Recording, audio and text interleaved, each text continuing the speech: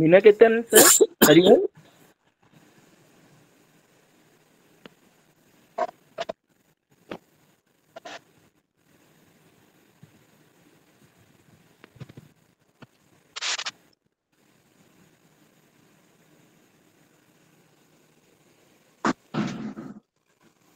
निरंजन भाई सुना जाऊनी कि हरिओम नहीं आरंभ कले कि आम नमस्कार। ओम गुरुर्ब्रह्मा गुरुर्विष्णु गुरु सत्य महेश्वर गुरु साक्षात् परम ब्रह्म तस्मै श्री गुरुवे नमः। हरे चंद्रबिंदु सुंदरतन धन्वंतरं त्रिफलं द्विसादनं पक्वं तन्मन्दचूतां कुलं विनोतो विदुसरोदुसो सारावरेखाम्बरं श्रीनीलाचलनाथन कुंभं भजे। जय जगन्नाथ। आज आलोचना स्वामी विवेकानंद लोकसंसद विचारधारा विभाग नगर शाखा पाठ्यक्रम शीर्षक माटी मा ममतार तेपनतम पाठ्यचक्र विषय वस्तु हूँ गंगाधर साहित्य माटी मा ममतार मधुर झंकार। तबे गंगाधर मेहेर जे कि आमर पश्चिम ओडिशार प्रख्यातनामा कवि केवल नुहति सारा ओडिशार प्रख्यातनामा कवि 1962 मसीहा अगस्ट 9 तारिख रे अविभक्त संबलपुर जिलार बरपाली जन्म ग्रहण करते। से दिन श्रावण पूर्णिमा। तार पितृपुरुष संबलपुर तार गंगाधर पितामह थे संबलपुर। तापर से आसिले बरगढ़ बरगढ़ बरपाली बरपाली आदिवासी हेले। पिता चैतन्य श्रीयुक्त चैतन्य मेहर पिता चैतन्य मेहर बहु कष्ट जीवन यापन करुले।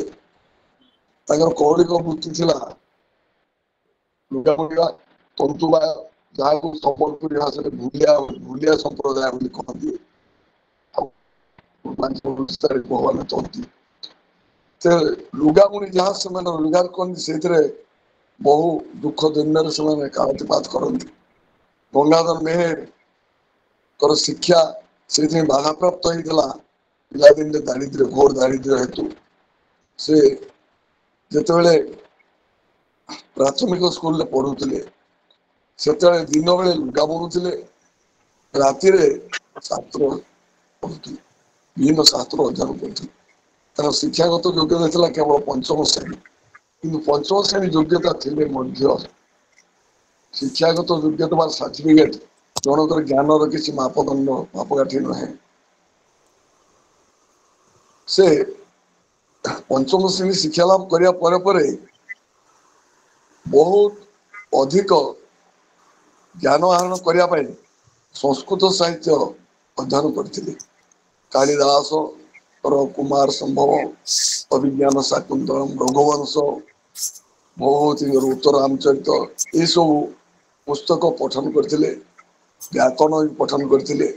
फल संस्कृत साहित्य बहुत ज्ञान से अर्जन कर नचेत एड़े बड़ कवि से अंतराय सृष्टि होता। संस्कृत साहित्य अध्ययन कर विदेशी भाषार छाप के पड़ ना से तो गंगाधर जन्म समय को इंग्रेज मानकर नुआ नुआ आगमन होता है। 1803 देश मान ओडिशा अधिकार कले। गंगाधर जन्म हो 1862। तो इंग्रेज सभ्यता धीरे धीरे मारी चलते से कविवर राधानाथ राय से इंग्राजी एफए पास करी स्कूल विभाग प्रथम शिक्षक प्रधान शिक्षक स्कूल इन्स्पेक्टर थिले एवं से इंग्राजी भाषार विभिन्न ग्रंथ प्रभाव पूरापूरी पड़ा। प्रत्येक पुस्तक इंग्राजी भाषार छाप इंग्राजी चरित्र छाप आम देखा पाऊ। प्रकृत वास्तविक से जहाँ कहीं ରାଧାନାଥ ରାୟ ଥିଲେ ଖୁବ ମହାନ କବି, ଯଦିଓ ପାଶ୍ଚାତ୍ୟ ସଭ୍ୟତାକୁ ସମର୍ପଣ କରିଛନ୍ତି, କିନ୍ତୁ ତାଙ୍କୁ ଆମେ କହୁ ପ୍ରକୃତି କବି। କିନ୍ତୁ ଗଙ୍ଗାଧର ମେହେର ସେ ଜଣେ ଏଭଳି କବି ଥିଲେ, ସେ ବି ପ୍ରକୃତି କବି। ଆମେ ଯଦି ଆଲୋଚନା କଥା ଶାସ୍ତ୍ର ଗୁଡାକ ଆଲୋଚନା କରିବା, ତପସ୍ୱିନୀ କହନ୍ତୁ, ପଣୟବଲ୍ଲରୀ କହନ୍ତୁ, ଆଉ ଉତ୍କଳ ଲକ୍ଷ୍ମୀ କହନ୍ତୁ, ଇନ୍ଦୁମତୀ କହନ୍ତୁ, କିଛି ଅବଧ କହନ୍ତୁ, ବା ଅହଲ୍ୟାସ୍ତବ, ଅର୍ଘ୍ୟଥାଳୀ, କବିତା କଲ୍ଲୋଳ, କବିତା ମାଳା ଇତ୍ୟାଦି ଯେକୌଣସି ପୁସ୍ତକ ଆମେ ଦେଖିବା, ଆଲୋଚନା କରିବା, ସବୁଥିରେ ତାଙ୍କର ପ୍ରକୃତି ବର୍ଣ୍ଣନା ଏତେ ନିଖୁଣ ଭାବରେ ହେଇଛି ଯେ ଆମେ ତାଙ୍କୁ କାହିଁକି ପ୍ରକୃତି କବି ବୋଲି କହିପାରିବାନି। କିନ୍ତୁ ପ୍ରକୃତି କବି କହିବା ଠାରୁ ଆଉ ଟିକେ ଅଧିକା ମର୍ଯ୍ୟାଦା ତାଙ୍କୁ ଦିଆହେଇଛି। ସେ ହେଉଛି ସ୍ୱଭାବ କବି। ସ୍ୱଭାବ, ସ୍ୱଭାବ, ସ୍ୱଭାବ, ସ୍ୱଭାବ କବି କାହିଁ କୁହାଯାଇଛି ନା, ଆମର ଯେତେ କବି ଆଉ ରାଧାନାଥ ଯୁଗ ପରେ ଯେତେ କବି ଆମର ଆସିଛନ୍ତି ଓଡ଼ିଆ ଭାଷାକୁ, ସମସ୍ତଙ୍କ ଉପରେ କିଛି ନା କିଛି ଇଂରାଜୀ ଛାପ ପଡିଛି। କିନ୍ତୁ ଗଙ୍ଗାଧରଙ୍କର ରଚନା ଗୁଡିକରେ ଇଂରେଜୀ ଭାଷାର ବା ଅନ୍ୟ କୌଣସି ସାହିତ୍ୟିକଙ୍କର କୌଣସି ପ୍ରକାରର ଛାପ ପଡିନି ବା ଅନୁକରଣ କାହାକୁ ସେ କରିନାହାନ୍ତି। କେବଳ ସଂସ୍କୃତ ସାହିତ୍ୟରୁ ଯାହା ଶିଖି ଯାହା ଆହରଣ କରିଛନ୍ତି, ଦେଶୀ ଭାଷାରୁ, ଭାରତୀୟ ଭାଷାରୁ। ତେବେ ସ୍ୱଭାବ କବି, ତାଙ୍କୁ ସେଇଥିପାଇଁ ଆମେ କହୁ ନିଜର ମୌଳିକତା ସେ ରକ୍ଷା କରିଛନ୍ତି। ନିଜର ମନରୁ ଯାହା କିଛି ସେ ସୃଷ୍ଟି କରିଛନ୍ତି, ଓଡିଶାର ପାଣି ପବନ ବଢି, ଓଡିଶାର ବନ ପର୍ବତ ନିର୍ଝରିଣୀ ହ୍ରଦ ସାଗର ଏବଂ ପଶୁ ପକ୍ଷୀ ବନଲତା ବିଭିନ୍ନ ମାନବିକ ଚରିତ୍ର, ଏସବୁକୁ ଦେଖି ଯାହା ସେ ଜ୍ଞାନ ଆହରଣ କରିଛନ୍ତି, ଯାହା ଅନୁଭବ ତାଙ୍କର ଆସିଛି, ଯାହା ଅନୁଭୂତିରେ ଆସିଛି, ତାହାକୁ ସେ ନିଖୁଣ ଭାବରେ ନିଜର ସ୍ୱଭାବ ସୁଲଭ ଢଙ୍ଗରେ ସେ ବର୍ଣ୍ଣନା କରିଛନ୍ତି। ସେଇଥିପାଇଁ ସେ ସ୍ୱଭାବ କବି।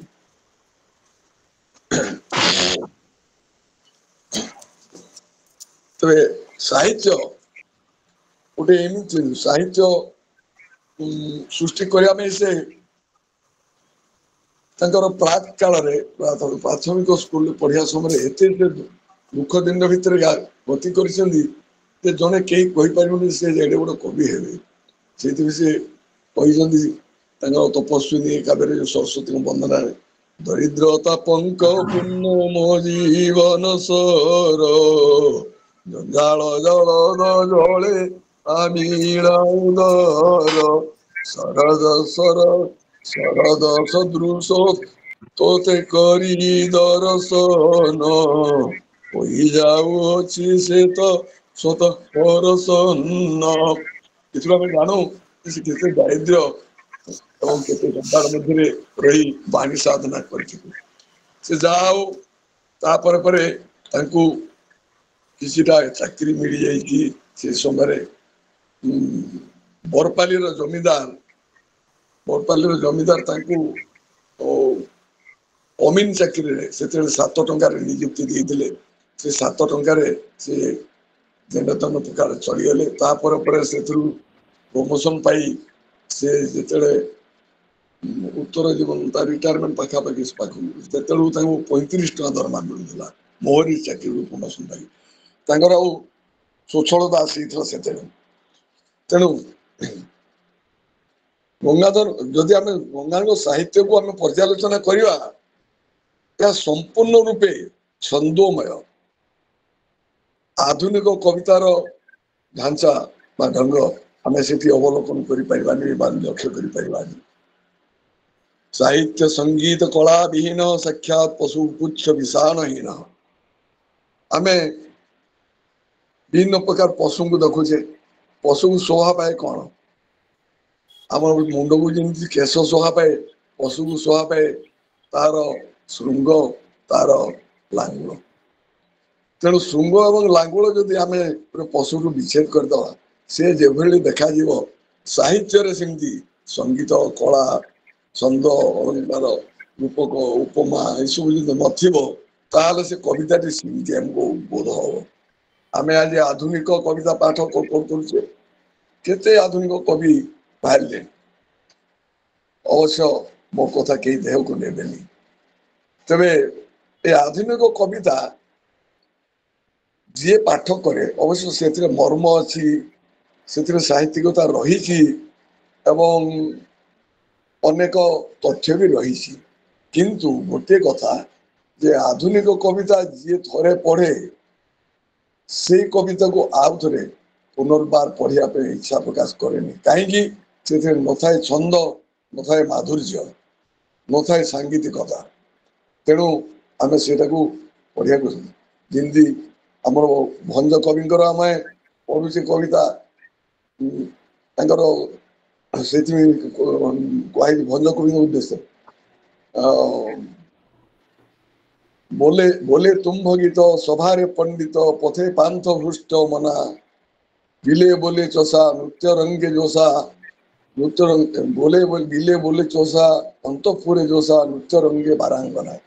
तेणु जी बुझु बा न बुझु तार कवितार एमती सांकेतिक रही वितल कुआलिंगन करी जाह्नवी शोभन ये सब जिंदन मान अच्छी हरे सुरवर तप चारुधार से बहे मकर केतन उच्छन्नर समान पूरित होइछि से অশেষর সে বিদ্যহীনবতী পয়রে বিশ্বকণ্ঠ দোষর বেনি মোহতরে।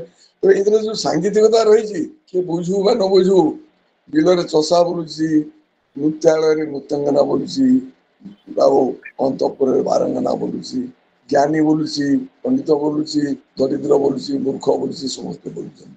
ବୁଝୁ ନା ବୁଝୁ ସେ ସାଙ୍ଗୀତିକତା ତେଣୁ ଆଧୁନିକ କବିତାର ସେୟା ନାହିଁ। କବି ଗଙ୍ଗାଧରଙ୍କ କବିତାରେ ଏସବୁ ଭରପୁର ରହିଥିବାରୁ ଆମେ ସେ ସବୁ କବିତା ଗୁଡ଼ିକୁ ଆମେ ପଢିବା ପାଇଁ, ଶୁଣିବା ପାଇଁ ଏବଂ ଆଲୋଚନା କରିବା ପାଇଁ ସବୁବେଳେ ଆଗ୍ରହ ପ୍ରକାଶ କରୁ। କବି ସେଇଥିପାଇଁ ଆଧୁନିକତା ଉପରେ ସମାଲୋଚନା କରି କି କରିଥିଲେ ଆଧୁନିକ କବିତା କେମିତି ସୌନ୍ଦର୍ଯ୍ୟ ଶ୍ରୀ ବିହୀନା ଓ ଅନାକର୍ଷଣା ହୋଇ ପଡିଛି। ଏବଂ ସଙ୍ଗୀତରେ କାବ୍ୟ କବିତା ଗୁଡିକରେ ସେ ଅନାଦୃତ ହଉଛି। ସେଇଥିପାଇଁ 1914 ମସିହାରେ ଉତ୍କଳ ଭାରତୀଙ୍କ ଉକ୍ତିରେ କବି ଲେଖିଛନ୍ତି ଛନ୍ଦ ମୋର ବାବୁ କୋମଳ ବସନ ଅଙ୍ଗକୁ ଯହିଁରେ ନହେବ ପୀଡା ଦେବ ହେଲେ ଦିଅ ହେମନ୍ତ ଭୂଷଣ ଯାହା ଘେନି ମନେ ନହେବ କ୍ରୀଡା। ତ ସାହିତ୍ୟ କ୍ଷେତ୍ରରେ ଛନ୍ଦାଳଙ୍କାର ପ୍ରୟୋଗ ସହିତ ମାଟି ମା ମମତାର ମଧୁର ଝଙ୍କାର ମଧୁର ଇଶ୍ରାବଣୀ ପ୍ରବାହ ଦେଖାଯାଏ। ଆଉ ମେହେର କବିଙ୍କର ରମଣୀୟ କାବ୍ୟକୃତି ତପସ୍ୱିନୀ ପଣବଲ୍ଲରୀ କିଚବଧ ଇନ୍ଦୁମତୀ ରସ ରତ୍ନାକର ଉତ୍କଳ ଲକ୍ଷ୍ମୀ ଅର୍ଘ୍ୟ ଥାଳି ଅହଲ୍ୟା ସ୍ତବ କବିତା ମାଳା କବିତା ବଳି ଏ ସବୁ ଅମୃତମୟ ରସ ସମୁଦ୍ରରେ।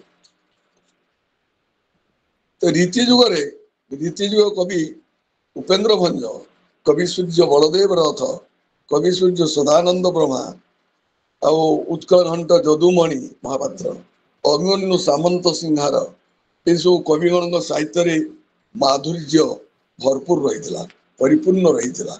ତଥାପି ମାଧୁର୍ଯ୍ୟରେ ଭରପୁର ଥିଲେ ବି ଆମେ ଇକ୍ଷୁଦଣ୍ଡ ଚର୍ପଣ କଲା ଭଳି ତାହା କଷ୍ଟ ଜଣା ପଡୁଥିଲା। ନାରିକେଳ ବିଭଞ୍ଜନ କଲେ କି ନାରିକେଳର ସ୍ୱାଦ ଟିକେ ପାଇବା, ନହେଲେ ପାଇବା ନାହିଁ। କିନ୍ତୁ ଆମ୍ବ ପାଚିଲା ଆମ୍ବ ଟିକେ ପାଇଲେ ଆମେ ଶୋଷାଡି ନେଉଛେ ଖୁବ ସହଜରେ। ଠିକ ସେମିତି ସେଇ ରୀତି ଯୁଗର କବି ମାନଙ୍କର କ୍ଲିଷ୍ଟ ଆଳଙ୍କାରିକ କ୍ଲିଷ୍ଟତା ଯୋଗୁ ଯଦିଓ ତାହା ଖୁବ ଅମୃତମୟ ସାହିତ୍ୟ ଏବଂ ସମାଜକୁ ଦିଗଦର୍ଶନ ଦେବା ସାହିତ୍ୟ, ସେଥିରେ ରସ ମାଧୁର୍ଯ୍ୟ ଭରପୁର ଥିଲା, ତଥାପି ସାଧାରଣ ଜନତା ତାହାକୁ ବୁଝାଇବା ପାଇଁ ଅସୁବିଧା ହେଲା, ବୋଧଗମ୍ୟ ହୋଇପାରିଲା ନାହିଁ।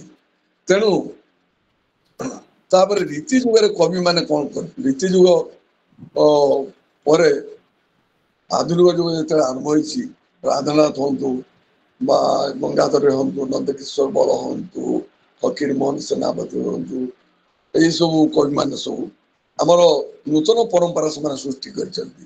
ସେ ସାହିତ୍ୟରେ କ୍ଲିଷ୍ଟତାକୁ ସ୍ଥାନ ଦେଇନାହାନ୍ତି।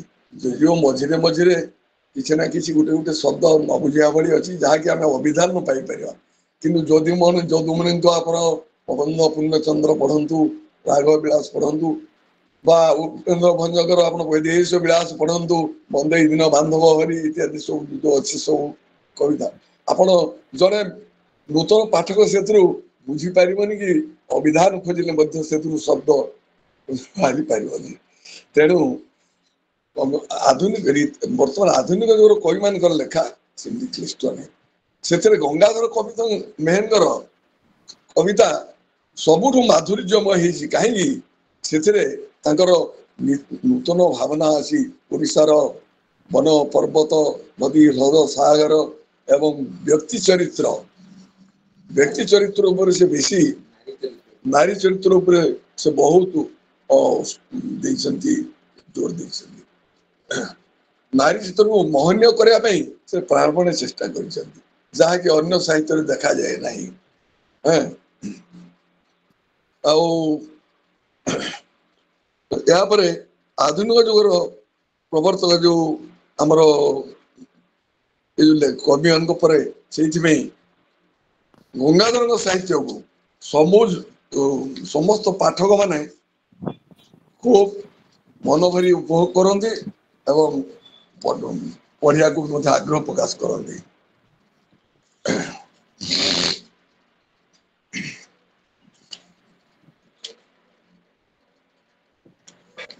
ଆମର ଯୁଗ ପ୍ରବର୍ତ୍ତକ ରାଧାନାଥ ତାଙ୍କର କାବ୍ୟ ସମାଜ ଉପରେ ନନ୍ଦିକେଶ୍ୱରୀ, କେଦାର ଗୌରୀ, ଚନ୍ଦ୍ରଭାଗା ଆଉ ଦରବାର, ଚିଲିକା, ସାବିତ୍ରୀ ଚରିତ ଯାହା ଲେଖିଛନ୍ତି ସେଥିରେ କିଛିଟା ନଗ୍ନତା ରହିଛି। ସେ ସାହିତ୍ୟରେ ବିଦେଶୀ ସାହିତ୍ୟର କିଛି ନା କିଛି ନଗ୍ନତା ରହିଛି ପ୍ରତ୍ୟେକ ପୁସ୍ତକରେ। କିନ୍ତୁ ଆପଣ ଗଙ୍ଗାଧରଙ୍କ ସାହିତ୍ୟ ପଢନ୍ତୁ, କୌଣସିରେ ସେମିତି ଆପଣ ଦେଖିପାରିବେ ନାହିଁ। ତାହା ମାଧୁର୍ଯ୍ୟମୟ, ମଧୁରତା ପରିପୂର୍ଣ୍ଣ। ବିଦେଶୀ ପାଣି ପବନ ବା ଅବହା ପ୍ରବାହିତ ସାହିତ୍ୟ ଓ ମାଟି ମାର ଉଷୁମ କୋଳରେ ବର୍ଦ୍ଧିତ ସାହିତ୍ୟ ଆଉ ଜଣେ ତାକୁ ମୁଁ ତୁଳନା କରି କହୁଛି, ଜଣେ ମା କୋଳରେ ବଢିଥିବା ଶିଶୁ ଏବଂ ଗୋଟେ ଆୟା କୋଳରେ ବଢିଥିବା ଶିଶୁ ଭିତରେ ଯାହା ଫରକ, ଜଣେ ବିଦେଶୀ ସାହିତ୍ୟ ଅନୁକରଣ କରିଥିବା କୃତି ଏବଂ ସ୍ୱଦେଶୀ ପାଣି ପବନରେ ଗଢି ଉଠିଥିବା କୃତି ସେଇ ପରିଲକ୍ଷିତ। ମା ର ମମତା ଆମେ ଯେମିତି ମା ଠୁ ଯେମିତି ପାଉ, ସେଥିରେ ଅନାବିଳ ଥାଏ, ଯେମିତି ଆୟା ପାଖରେ ନଥାଏ। ଆୟା ଦରମା ନିଏ, ସେ ଶିଶୁ ଦିଆଯାଇଥିବା ଆହାର ମଧ୍ୟ କିଛି ଦରକାର ପଡ଼ିଲେ କିଛି ଖାଇଦିଏ। ମା କିନ୍ତୁ ନ ଖାଇ ନ ପିଇ ଶିଶୁକୁ ତାର ସନ୍ତାନକୁ ସେ ଆହାର ଦେଇଥାଏ। ମା ର ଯୋଉ ଲାଳନ ପାଳନ ତାହା କେବେ ହେଲେ ଜଣେ ଆୟା ବା କୌଣସି ଗୋଟେ ନିଯୁକ୍ତି ଦେଇଥିବା ମହିଳା କେବେ ହେଲେ କରିପାରିବ ନାହିଁ। ସେମିତି ଆମର ଏ କବିତା ମଧ୍ୟରେ ଆମର ରାଧାନାଥ ଆଉ ଗଙ୍ଗାଧର କବିତା ଭିତରେ ସେଇ ପାର୍ଥକ୍ୟ ଆମେ ଦେଖୁ। ସେଥିପାଇଁ କବି ମାତୃଭାଷାକୁ ଏତେ ଗୁରୁତ୍ୱ ଦେଇଛନ୍ତି ଯେ ମାତୃଭାଷା ବିନା ଯଦି ଆମେ ଅନ୍ୟ ଭାଷାରେ ପାଠ ପଢିବା ତାହେଲେ ମାତୃଭାଷାର କେବେ ହେଲେ ଉନ୍ନତି ହେଇପାରିବନି। ଏବଂ ଧୀରେ ଧୀରେ ସବୁ ଲୋକେ ପୋଷାକ ପରିଚ୍ଛଦ, ଖାଦ୍ୟ ପେୟ, ଢଙ୍ଗ, ଶିକ୍ଷା ସବୁଥିରେ ବିଦେଶୀ ହେଇଯିବେ। ଆଉ ଆମର ମାତୃଭାଷା ଦିନେ ନା ଦିନେ ବିଲୁପ୍ତ ହେଇଯିବ, ଯାହାକୁ ବର୍ତ୍ତମାନ ହେବାକୁ ଯାଉଛି। ସେଇଥିପାଇଁ କବି କହିଛନ୍ତି, ମାତୃଭୂମି ମାତୃଭାଷାରେ ମମତା ଯାହା ହୃଦେ ଜନ୍ମି ନାହିଁ, ତାକୁ ଯଦି ଜ୍ଞାନୀ ଗଣରେ ଗଣିବା ଅଜ୍ଞାନ ରହିବେ କାହିଁ। ନାଇଁ ନାଇଁ ଏମିତି ନୁହଁ। ତେଣୁ ମାତୃଭୂମି ଏବଂ ମାତୃଭାଷା, ମା, ମାତୃଭୂମି, ମାତୃଭାଷା ଏମାନଙ୍କୁ ଯିଏ ଆଦର କରେ ସେ ହିଁ ପ୍ରକୃତିରେ ଦେଶ ପ୍ରେମୀ ଏବଂ ଦେଶର ରକ୍ଷକ। ତେବେ ବିଶ୍ୱରେ ଆମର ସୁଖ ଦୁଃଖର ଅନୁଭୂତି, ହର୍ଷ ବିଷାଦର ଧାରା, ମିଳନ ବିରହର ତିକ୍ତ ମଧୁର ଅନୁଭୂତି ଆଜି ଭରପୁର ରହିଛି। କିନ୍ତୁ କବିଙ୍କର ଲେଖନୀ ମନରେ समग्र विश्व हूँ मधुमय सारा विश्व को से मधुर भाव देखते आम एत दुख दिन भितर थिले मध्य एवं हर्ष खेद विषाद सब थिले मध्य सेथिरु आमको आनंद मिले जंत्रणार भी आनंद मिले दुखर भी आनंद मिले कष्टर भी आनंद मिले एवं यही सब आमे कवि वर्णना करने विश्व हूँ मधुमय दुखमय नुहे किए कहे विश्व असार संसार असार किंतु संसार असार न संसार हूँ सार आमे ताकू सार कर असार कर सार बुझी पार असार बुझी पार किए संसार रु पलायनवादी हुए किए एस्केपिस्ट जहाँ कह किए संसार जन्म जन्म जन्मांतर संसार जन्म लाभ कर चाहे तो कवि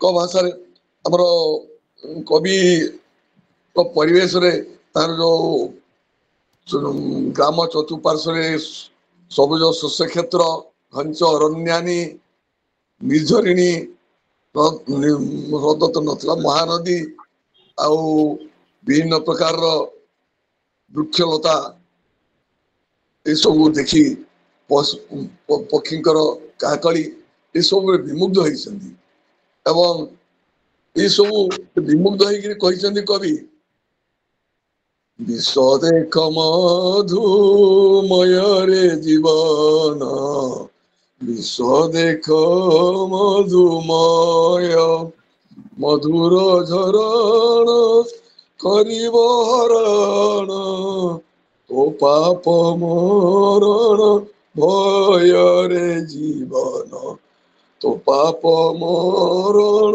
भय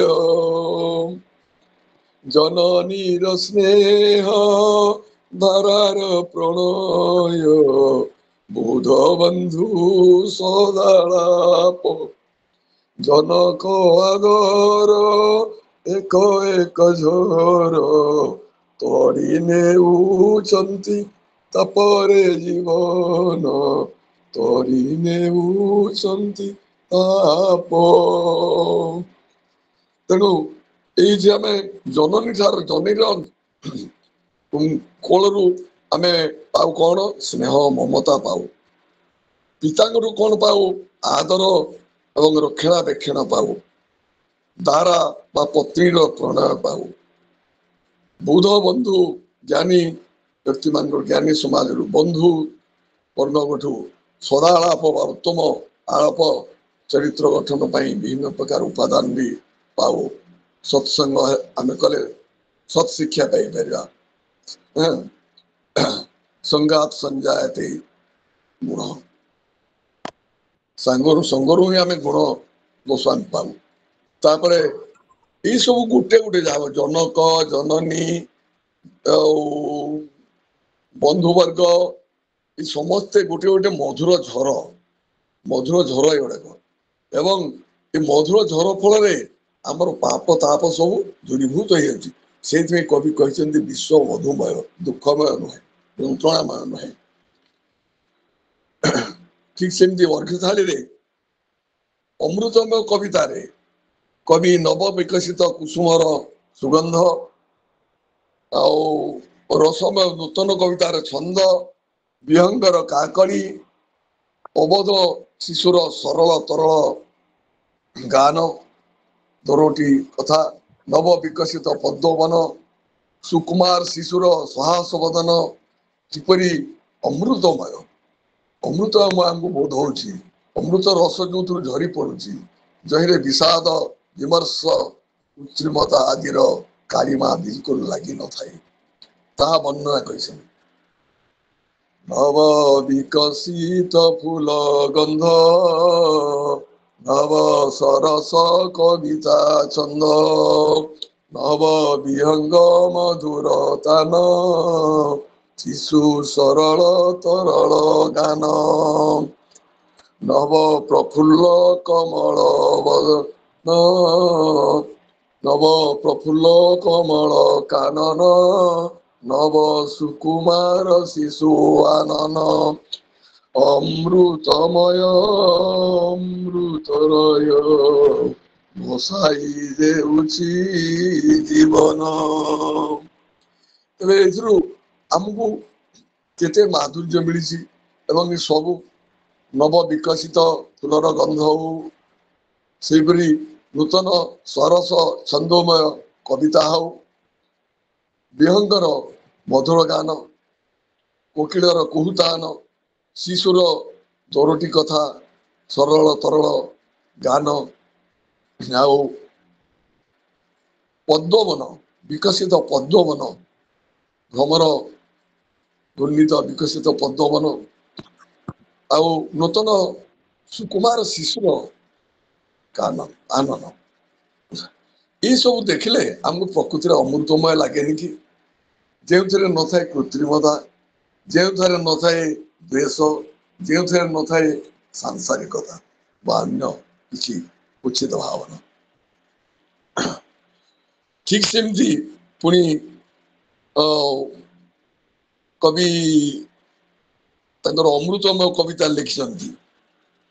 ମୁଁ ତ ଅମୃତ ସାଗର ବିନ୍ଦୁ, ନଭେ ଉଠିଥିଲି ତେରି ସିନ୍ଧୁ, ଖସି ମିଶିଛି ଅମୃତ ଧାରେ, ଗତି କରୁଛି ସେ ଅକୁପାରେ, ପଥେ ପଥେ ଶୁଖିଗଲେ ପାପ ତାପରେ,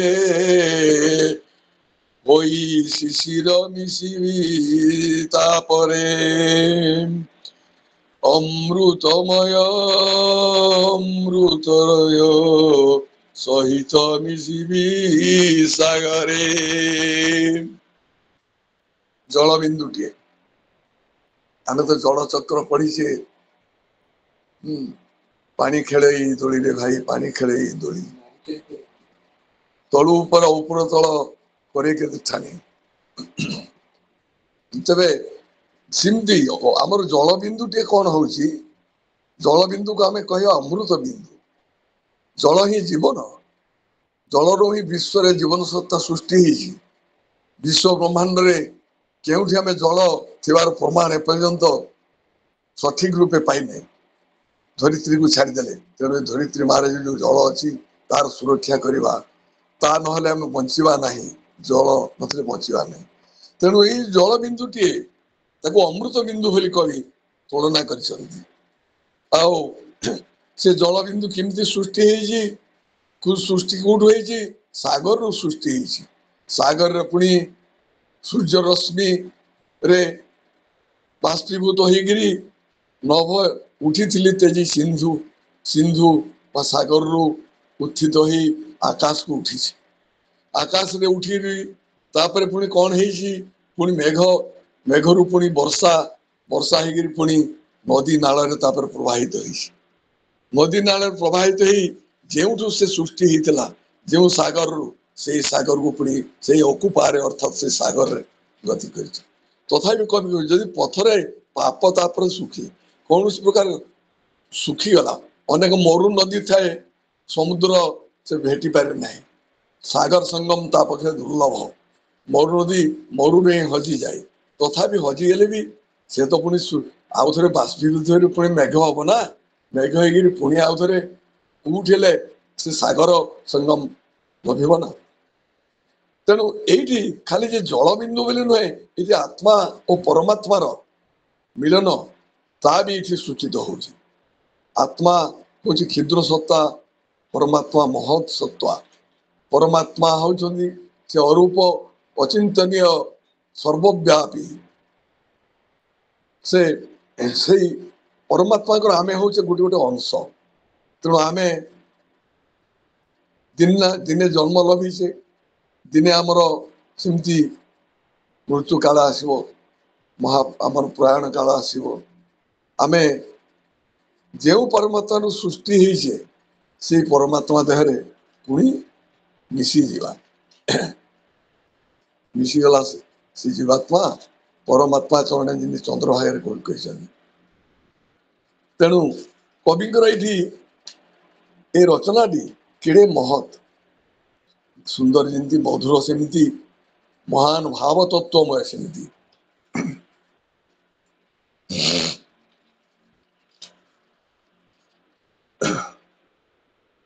ତାପରେ ଆମେ ଯଦି କବିର ଭକ୍ତି କବିତାକୁ ପରିଚାଳନା କରିବା ପରେ କବି ସର୍ବଶକ୍ତିମାନ ସର୍ବବ୍ୟାପୀ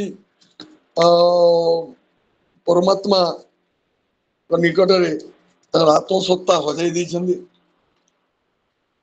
ଯେହେତୁ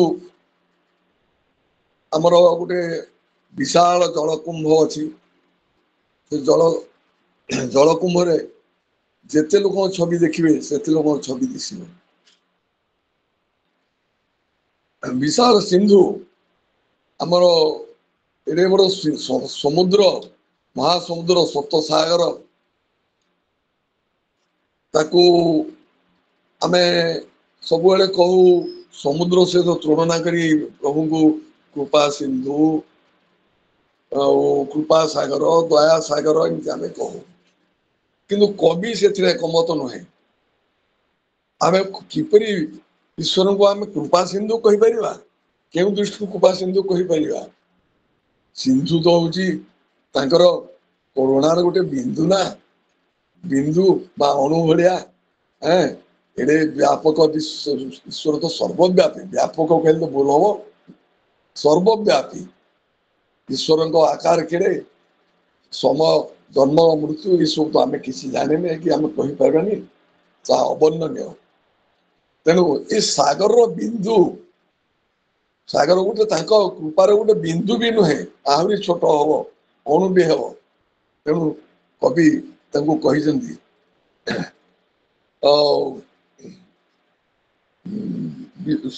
ସାଗରକୁ ବିଶ୍ଵ ଗୋଟେ ବିନ୍ଦୁ ବୋଲି ତାଙ୍କ ଭାଷାରେ କହିଛନ୍ତି। ବିଶ୍ଵ ଜୀବନ ହେ ତୁମ୍ଭଙ୍କୁ କରୁଣା ସିନ୍ଧୁ, ବୋଲିବାକୁ ମନ ବଳୁ ନାହିଁ ଏଣୁ, ସିନ୍ଧୁ ତୁମ କୃପା ବିନ୍ଦୁ, ବିଶ୍ଵ ଜୀବନ ହେ ତୁମ୍ଭଙ୍କୁ କରୁଣା ସିନ୍ଧୁ। ତେଣୁ ହେ ପ୍ରଭୁ ଆପଣ କରୁଣା ସିନ୍ଧୁ ବୋଲି ମୁଁ କେମିତି କହିବି? ତେଣୁ ଆପଣ ହଉଛନ୍ତି ସର୍ବବ୍ୟାପୀ। ତାପରେ ମଳୟ ବାହନ କବିତା ଆମେ ଦେଖିବା ଅର୍ଘ୍ୟଥାଳୀର ମଳୟ ବାହନ, ସେଠି ମଳୟ ପବନକୁ ସ୍ଵାଗତ କରୁଛନ୍ତି କବି। ହସ୍ତରେ ଆମ୍ବ ବଉଳର କଷି ଧରିକିରି ମଳୟ ଆସିଛି ଉପହାର ନେଇ ବନ୍ଧୁ ପାଖକୁ କେମିତି ଜଣେ ରିକ୍ତ ହସ୍ତରେ ଯିବ, ସେଇଟା ତ ଠିକ କଥା ନୁହେଁ। ତେଣୁ ବୈଦୁର୍ଯ୍ୟମୟ ଗୋଟେ ଆମ୍ବ କଷି ଧରିକିରି ଆସିଛି। ମଳୟ ପବନ ଆସେ ଠିକ ବସନ୍ତ ସମୟରେ, ବସନ୍ତ ଋତୁ ଆରମ୍ଭରେ ଆମ୍ବ ବଉଳ ଆମ ଚାରିଆଡେ ଦେଖାଯାଏ। ଆମ୍ବ ବଉଳରୁ ଛୋଟ ଛୋଟ କଷି ଧରେ, କେଡେ ମହକ ଆମ୍ବ ବଉଳର ମହକ, ଏବଂ ସେ ଆମ୍ବ କଷି ସେ ଯୋଉ ସବୁଜ ବର୍ଣ୍ଣର ଆମ୍ବ କଷି କେଡେ ସୁନ୍ଦର ଦେଖିବାକୁ। ତେଣୁ ସେଇଥିରେ କବି କଣ କରିଛନ୍ତି, ଆମ୍ବ ବଉଳର କଷି ଧରିକିରି ବନ୍ଧୁଙ୍କୁ ଦର୍ଶନ କରିବା ପାଇଁ, ବନ୍ଧୁ ଭାବରେ ସବୁ କଥା ମନ ଖୋଲି ଆଲୋଚନା କରିଛନ୍ତି। ଆମେ ବନ୍ଧୁ ଭାବରେ ଯେମିତି ମନ ଖୋଲା ଆଲୋଚନା କରିପାରିବା, ନିଜ ବାପ ମା ଭାଇ ବନ୍ଧୁଙ୍କ ପାଖରେ, ଅନ୍ୟମାନଙ୍କ ପାଖରୁ, ପୁଅ ଝିଅ ପାଖରେ ବି ସେମିତି କହିପାରିବାନି। ବନ୍ଧୁ ସେଇଥିପାଇଁ ସବୁଠୁ ଅତି ଆପଣାର। ସେଇଥିପାଇଁ ସେ କବି କହିଛନ୍ତି ଯେ ବନ୍ଧୁ ନିକଟରେ ମନ କଥା ସିନା କହିବାକୁ ଲାଗେ ସୁଖ, ବସନ୍ତ ନିକଟେ ସେଥିପାଇଁ ସିନା ପିକ ହୁଏ ଭାବ ଦୁଃଖ। ସେଇଥିପାଇଁ ବସନ୍ତ ଋତୁରେ ପିକ, ବସନ୍ତ ଋତୁରେ ତାର ବନ୍ଧୁ ହଉଛି ପିକ, ପିକ ବା କୋକିଳ, କୋକିଳ ସେ ଶୁଣି କୁହୁ କୁହୁ ତାନରେ ଚାରିଆଡେ କମ୍ପେଇ ଦଉଥାଏ। ଆମ୍ବ ବଉଳରୁ ମଧୁ ଶୋଷେ କିମ୍ବା ଆମ୍ବ ବଉଳ ଖାଏ, ଆମ୍ବ କଷି ଖାଏ, ଏବଂ ଏଇ ଡାଳରୁ ସେ ଡାଳ ଘୁରି ବୁଲୁଥାଏ ଆନନ୍ଦରେ କୁହୁ କୁହୁ ତାନ କରି, ସତେ ଅବା ମଳୟ ସହିତ ସେ ମଧୁର ଆଳାପ କରୁଅଛି। ସେଇ ମଳୟ ବାହନରେ କବିତାଙ୍କର ବସନ୍ତ ଆରମ୍ଭ ରାତ୍ରି କାଳ शीत मिश्रित चंद्र ज्योत्सना किपरि विश्व प्राय बोध हुए ताहा रूपक अलंकार कवि सुंदर भाव वर्णना कर शीत सम्मिश्रित सुधाकर कर बोध हेला विश्व प्राय नारी खेल दले कर्पूर मिशिले यथा विश्व होता है। फेब्रुआरी 1918 जिते उत्कल साहित्य प्रकाशित होती कविता ताकू मध्य बोली थांती धर्म अवतार ये कवितारे कवि आधुनिक धार्मिक बोलुवा मिथ्यावादी अहंकारी शोषण निर्यातनाकारी ये सब व्यक्ति मान जो माने कि भद्र लोकर मुखा पिंधि थांती मुखा पिंधि किंतु प्रकृति से माने शोषक सेठी कवि कहते मनजार व्यस्त सदा परस्व हरणे धनजार विदलित गणिका चरणे जीवन जा लक्ष लक्ष लोकंकर भार ताकू मध्य बोली थांती धर्म अवतार आमे धर्म अवतार बोली ताकू मध्य कहूचे किपरि ना किसी उपरोध रखी किसी आशा पाइबा आशा बोली किंबा प्रति किसी आमे भय रखी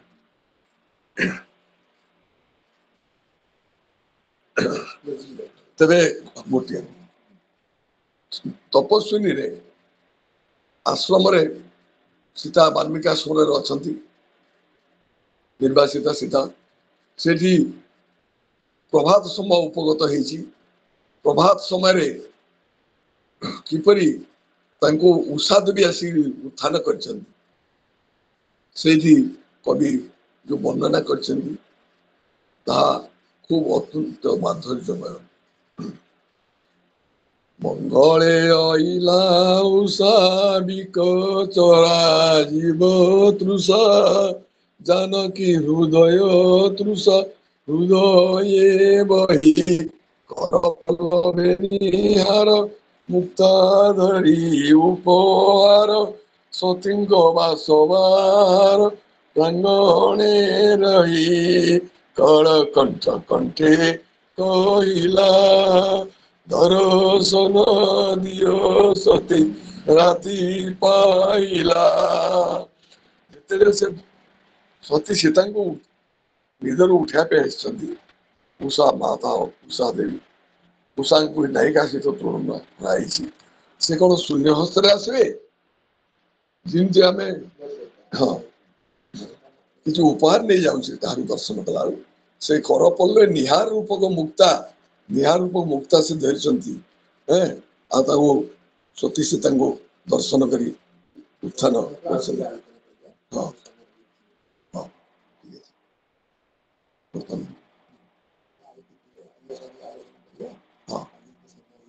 हाँ वर्तमान तो आलोचना उद्यापन कर समय एक मोर कंठरुद्ध घास थंडा जो द्वितीयतः समय उपहत तेणु गंगाधर साहित्य एते व्यापक एवं तांकर साहित्य एते कोमलता एते माधुर्य रही माटी माँ ममतार मधुर झंकार प्रत्येक पुस्तक प्रत्येक काव्य ग्रंथ प्रतिफलित होती अनन्य एवं अन्य कौन सी भाषा एमती काव्य कविता देखा जाए नहीं। हरि ओम तत्सत् सर्वे भवन्तु सुखिनः सर्वे सन्तु निरामया सर्वे भद्राणि पश्यन्तु मा कश्चित् दुःखभाग्। जय जगन्नाथ। जय जगन्नाथ। लेखनी मुनरे आंकी पारे जिए जीवनर वास्तवता लेखनी मुनरे आंकी पारे जिए जीवनर वास्तवता अतीत वर्तमान बा हेउ भविष्यत कविटिए सिए जानी पारे जिए सभिंका जीवन व्यथा गाई पारे जिए सभिंका जीवन गाथा।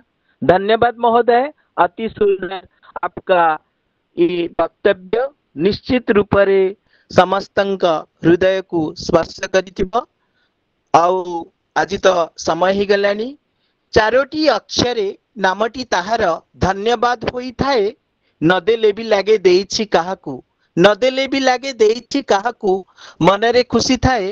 ସତରେ ସେ କେତେ ଅନୁଭୂତିର କଥାକୁ ସମୟର ସ୍ୱଳ୍ପତାରେ କହିଦିଏ, ସମୟର ସ୍ୱଳ୍ପତାରେ କହିଦିଏ।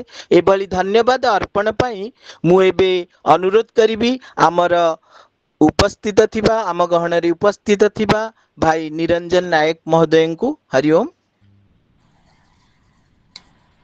ଓମ୍ ଶାନ୍ତି। ଏବେ ତ ସମୟ ହେଇଯାଇଛି, ଆଉ ମୁଁ ବର୍ତ୍ତମାନ ଶବ୍ଦ ମାନଙ୍କୁ ଖୋଜୁଛି କୋଉ ଶବ୍ଦରେ ମୁଁ ଧନ୍ୟବାଦ ଦେବି ବୋଲି। ଆଉ ଶବ୍ଦ ମାନଙ୍କୁ ଖୋଜିଲେ ବି ଶବ୍ଦ ମାନେ ମୋ ପାଖକୁ ଆସୁନାହାନ୍ତି। ଆଉ ଏତିକି ଧନ୍ୟବାଦ ଦେବି ଯେ ଆମର ଗୋଟେ ସୁନ୍ଦର କହାବତ ଅଛି ଯେ କହ୍ନେଇ ଯୋଗୁ ଦୋଳ ଜାତ। ଆପଣ ମାନେ ଏତେ ସମୟ ଧୈର୍ଯ୍ୟ ଧରି ଆମ କଥା ଶୁଣୁଛନ୍ତି ବୋଲି, ଆଉ ସର୍ବପ୍ରଥମେ ମୁଁ ଆପଣ ମାନଙ୍କୁ ହିଁ ଧନ୍ୟବାଦ ଦଉଛି, ଯାହା ହଉ ଏତେ ସମୟ ଧୈର୍ଯ୍ୟ ସହିତ ଆମ କଥାକୁ ଶୁଣିଛନ୍ତି, ଆଉ ଆମ ପାଇଁ ଏତିକି ସମୟ ଦେଇଛନ୍ତି। ଆଉ ତେଣୁ ଆପଣ ମାନଙ୍କୁ ସବିଶେଷ ଅନେକ ଅନେକ ଶବ୍ଦ ହିଁ ନାହିଁ ମୋ ପାଖରେ ଧନ୍ୟବାଦ ଦବା ପାଇଁ, ହେଲେ ବି ଧନ୍ୟବାଦ ଅର୍ପଣ କରୁଛି। ଆଉ ଆଜିର ଆଲୋଚକ ମୋର ବନ୍ଧୁଙ୍କୁ କି ଶବ୍ଦରେ ମୁଁ ଧନ୍ୟବାଦ ଦେବି ସେ କଥା ମୁଁ ଭାବୁଛି। ଆଉ ସେ ତ ମାନେ ତାଙ୍କୁ ମାଇକ୍ରୋଫୋନ ଦେଲେ ତାଙ୍କର ବକ୍ତବ୍ୟ କେତେବେଳେ ହେଲେ ବନ୍ଦ ହୁଏନି, ତାଙ୍କୁ ଆମେ ଜବରଦସ୍ତ କରିକି ବନ୍ଦ କରୁ ଯେତେବେଳେ ସେ ବକ୍ତବ୍ୟ ଦିଅନ୍ତି। ଆଉ ସମୟ ଆମ ପାଇଁ ଆଜି କମ ଥିଲା, ଆଉ ତେଣୁ କମ ସମୟ ଭିତରେ ସେ ଯେତେ କଥା ଆମର ଗଙ୍ଗାଧର ମେହେରଙ୍କ ଉପରେ, ତାଙ୍କ କାବ୍ୟ କବିତା ଉପରେ ଆଲୋଚନା କରିଛନ୍ତି, ଆଉ ସେ ତ କିଛି ନୁହେଁ। ଆଉ ଏମିତି ଦିନ ସରିବନି ରାତି ପାଇବନି, ଆଲୋଚନା କରୁଥିଲେ ହିଁ ଆଲୋଚନା ଚାଲିଥିବ। ଆଉ ତେଣୁ ଆଜିର ଏଇ ଆଲୋଚନା ପାଇଁ ତାଙ୍କୁ ମଧ୍ୟ ମୁଁ ଅଶେଷ ଅଶେଷ ଧନ୍ୟବାଦ ଜ୍ଞାପନ କରୁଛି। ଆଉ ଧନ୍ୟବାଦ ଦେବି ଆମ ଗହଣରେ ଆମର ଗତିକୃଷ୍ଣ ଭାଇଙ୍କୁ, ଯିଏକି ନୟାଗଡ଼ର ଗର୍ବ ଏବଂ ଗୌରବ, ଅତି ସୁନ୍ଦର ଭାବରେ ଆଜିର ମଞ୍ଚକୁ ପରିଚାଳନା କରିଥିବାରୁ ତାଙ୍କୁ ମଧ୍ୟ ଅଶେଷ ଅଶେଷ ଧନ୍ୟବାଦ ଜ୍ଞାପନ କରୁଛି।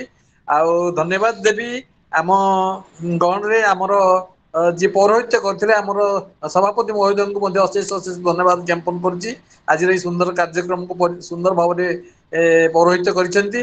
ଆଉ ସବିଶେଷରେ ମୁଁ ସମସ୍ତ ଉପସ୍ଥିତ ଜ୍ଞାନୀ ଗୁଣୀ ଆଉ ସଜ୍ଜନ ମଣ୍ଡଳୀଙ୍କୁ ଧନ୍ୟବାଦ ଅର୍ପଣ କରି ମୁଁ ମୋର ବକ୍ତବ୍ୟକୁ ଏଇଠି ରଖୁଛି। ଆଉ ଟିକେ ସମୟ ବିଳମ୍ବ ହେଇଯାଇଛି, ସେଥିପାଇଁ ଆପଣ ମାନଙ୍କ ନିକଟରେ ମୁଁ କ୍ଷମା ପ୍ରାର୍ଥନା କରୁଛି। ଓମ୍ ଶାନ୍ତି, ଓମ୍ ଶାନ୍ତି, ଓମ୍ ଶାନ୍ତି। ଓମ୍ ଶାନ୍ତି। ଧନ୍ୟବାଦ ଭାଇ। ଅବଧର ଶ୍ରୀରାମ ସେ କାଶୀର ବା ଶିବ, ମଥୁରା ବା ବୃନ୍ଦାବନର କୃଷ୍ଣ ହେଉ ଅବା କେଉଁ ନୀଳ ମାଧବ, ଶ୍ରୀକ୍ଷେତ୍ରର ଶ୍ରୀ ଜଗନ୍ନାଥ ସେ ଭକ୍ତ ପାଇଁ ନଥାଏ ତାର ଭିନ୍ନ ଭାବ, ଭକ୍ତଙ୍କ ପାଇଁ ଥାଏ ତାର ସମଭାବ। ସେ ଏକ ଶାନ୍ତିର ପ୍ରତୀକ, ସିଏ ଏକ ଶାନ୍ତିର ପ୍ରତୀକ, ବୁଝିପାରେ ସଭିଙ୍କ ମନୋଭାବ, ବୁଝିପାରେ ଯିଏ ସଭିଙ୍କ ମନୋଭାବ। ଏବେ ଶାନ୍ତି ପାଠ କରି ମୁଁ ନିଜେ ସଭାର ଅନ୍ତିମ ପର୍ଯ୍ୟାୟକୁ ପହଞ୍ଚାଇବି। ଓମ୍ ପୂର୍ଣ୍ଣମଦଃ ପୂର୍ଣ୍ଣମିଦଂ ପୂର୍ଣ୍ଣାତ୍ ପୂର୍ଣ୍ଣମୁଦଚ୍ୟତେ ପୂର୍ଣ୍ଣସ୍ୟ ପୂର୍ଣ୍ଣମାଦାୟ ପୂର୍ଣ୍ଣମେବାବଶିଷ୍ୟତେ।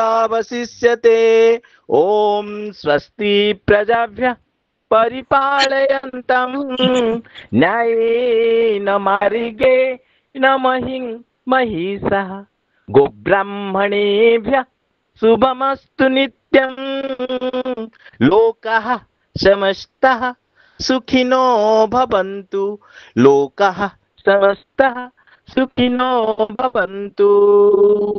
ଏବେ ମୁଁ ସଭାପତି ମହୋଦୟଙ୍କୁ ଅନୁରୋଧ କରିବି ସେ ସଭା ସାଙ୍ଗର ଘୋଷଣା କରିବେ। ହରିଓମ। ସଭା ସମାପ୍ତିର ଘୋଷଣା। ପୁଣି ସଭାପତି ବ୍ୟକ୍ତିଗତ ମହୋଦୟ। ଭାବରେ ସମସ୍ତଙ୍କୁ ଧନ୍ୟବାଦ ଦେଇ ଆଉ ଏ ସଭା ସାଙ୍ଗ କରାଗଲି ବୋଲି ଘୋଷଣା କରୁଛି। ଧନ୍ୟବାଦ।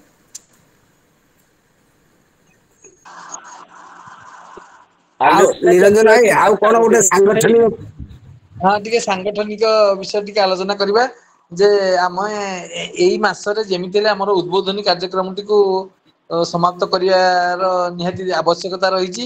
ଆଉ ଆସନ୍ତା ମାସରେ ଆମର ଚିତ୍ରାଙ୍କନ ପ୍ରତିଯୋଗିତା ଗୋଟିଏ କାର୍ଯ୍ୟକ୍ରମ ରହିଛି। ଆଉ ସମସ୍ତ ବ୍ଲକ ମାନଙ୍କ ଭିତରୁ 200ରୁ ଅଧିକ ସଂଖ୍ୟକ ଛାତ୍ରଛାତ୍ରୀ ମାନଙ୍କୁ ଆମେ ଆମ ଗଣକୁ ୱେଲକମ୍ କରିବୁ।